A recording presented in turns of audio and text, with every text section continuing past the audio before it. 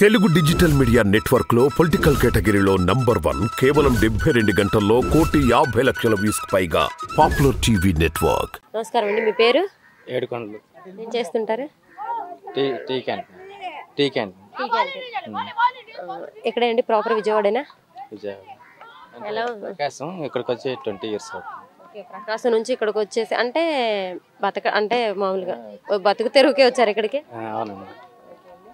ఎందుకని టీ క్యాంటీనే పెట్టుకోవాలనిపించింది ఇక్కడికి వచ్చిన తర్వాత? ఏదైనా ఉద్యోగం కానీ అలా అనిపించింది? అంటే మేము నాకు ఇంతకుముందు పనిచేసేవాడిని, మా బావగారు ఇంతకుముందు చేసేవాళ్ళు, అందుకని మేము ఇక్కడ ఆయన తరపున ఇట్లా టీ క్యాంటీన్ ఉండేది వాళ్ళకి కూడా, మేము దాని తరపున టీ క్యాంటీన్. ఎలా ఉందండి ఇదంతా చూస్తుంటే అసలు ఎలా అనిపిస్తుంది? బాగుంది, బాగా చేశారు. ఇంతకుముందు ఎవరు సరిగ్గా చేయలేదు, ఇప్పుడు పర్ల అంతా మంచిగానే చేశారు. పిల్లలు ఏం చదువుకుంటున్నారు? పిల్లలు బీటెక్ అయిపోయింది. ఒక అబ్బాయి అమెరికా వెళ్ళాడు, యుఎస్. ఒక అబ్బాయి హైదరాబాద్ సిబిఐలో అయిపోయింది.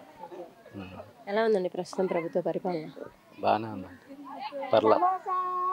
పర్లేదా? బాగుందా? బాగుంది. ఎందుకంటే ఈ సంక్షేమ పథకాలు ఇవే, లేదంటే ఇలాంటివన్నీ చేయడమా? దేనికి బాగుంది అనుకుంటున్నారు? అంటే పేదవాళ్ళు చదువుకోవడానికి మంచి అవకాశాలు. ఇంతకుముందు ఇంజనీరింగ్ చదివే వాళ్ళకి సగమే ఇచ్చేవాళ్ళు ఫీజు రిమెంట్, ఇప్పుడు పూర్తి ఫీజు రిమెంట్. ఎంసెట్లో క్వాలిఫై అయితే పూర్తి ఫీజు రిమెంట్ ఇస్తారు. పూర్తిగా ఇస్తారు. గతంలో పూర్తిగా ఇవ్వలేదండి, సగమే ఇచ్చేవాళ్ళు. 30% అంత 50% ఇచ్చేవాళ్ళు అంతే. ఇప్పుడు పూర్తి ఫీజు. మరి ఇవే కాకుండా అసలు గవర్నమెంట్ స్కూల్స్ కానీ ఇవన్నీ ఎలా ఉన్నాయండి? బాగానే చేశారండి. ఇంతకుముందు సరిగా ఉండేవి కాదు, ఇప్పుడు కొంచెం అంతా మంచిగా చేశారు.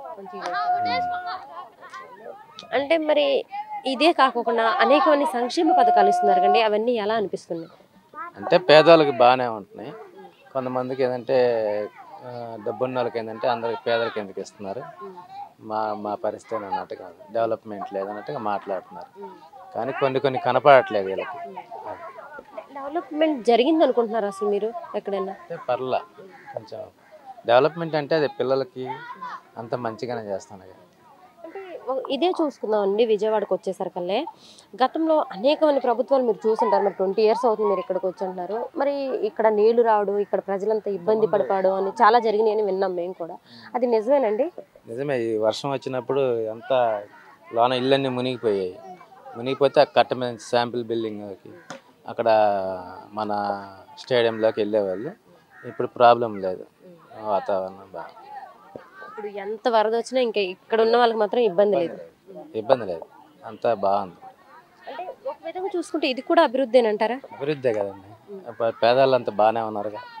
బాగానే ఇది పేదవాళ్ళ కోసం మంచిగా జరిగింది అనుకో. పేదవాళ్ళ కోసం కాదు, ఇప్పుడు బాగానే ఉంది కదా. ఇక్కడ ఉండేదంటే ఇప్పుడు కృష్ణలంక చూసుకునేసరికి అందరూ చిన్న చిన్న పనులు చేసుకునే వాళ్ళు వీళ్ళే మ్యాక్సిమం ఉంటారనేది ఒకటి బయట అనుకుంటూ ఉంటారు. ఇక్కడ చూసినా కానీ చిన్న చిన్న ఇళ్ళు ఇవే ఉన్నాయి. అంటే పనులకు వెళ్ళి వచ్చేవాళ్ళు, బయట చిన్న చిన్న పనులకు వెళ్ళి వచ్చేవాళ్ళు, వృక్షాలు తొక్కునే వాళ్ళు అందరూ ఇక్కడే ఉంటారని అనుకుంటూ ఉంటారు. వాళ్ళందరూ గతంలో ఈ వరదలు వస్తే ఇవన్నీ బాగా ఇబ్బందులు పడిపోతారు అని చెప్పేసి వినేవాళ్ళం. మాకు కూడా తెలియదు. కానీ ఇప్పుడు అలాంటి ఇబ్బంది ఏమి ఉండకుండా వీళ్ళకి మంచిగా చేశారని. ఇప్పుడు ఇంతకుముందు వర్షం వస్తే అన్నీ మునిగిపోయి, ఇప్పుడు ఇది వేయటం వల్ల ఇబ్బంది లేదు. ఇప్పుడు ఇక్కడ వాళ్ళ స్థానికంగా ఉండిపోతారు కదా, అది మంచిగా చేశారు. మళ్ళీ నెక్స్ట్ ఎవరు వస్తారనుకుంటున్నారు? అదే మళ్ళీ జగనే వస్తారనుకుంటున్నాం మేమైతే. చూడాలనుకుంటున్నారు, రావాలనుకుంటున్నారు. అంటే మీకు ఏమైనా పథకాలు వస్తాయి మీకు? అంటే నాకైతే ఏం లేవు. నాకు ఐటీ రేట్ ఇస్తుంది, రేషన్ కార్డు కూడా పోయింది. కానీ నాకు రాకపోయినా సరే కొంతమంది పేదలకు వస్తున్నాయి, సంతోషం. పేదవాళ్ళకి వస్తుంది కాబట్టి హ్యాపీ.